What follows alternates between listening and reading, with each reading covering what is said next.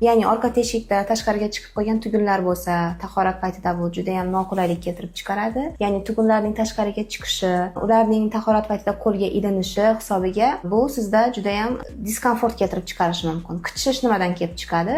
Qichishish gemoroy tugunlarining yaxshigina tashqariga chiqib, ya'ni darajasi 3-4 darajaga yetganda u o'zi bilan silezistini ham tortib tushadi, ya'ni to'g'richakning silezistisi, ya'ni u ham tashqariga chiqishni boshlaydi va har xil suv bo'ladimi yoki boshqa kimyoviy moddalar, masalan, sovun, suyuq sovunlar, yuvinish preparatlari tekkanda shunaqa qichishish beradi. Bundan tashqari bo'lishi mumkin surunkali anal yo'li yoriqlarida.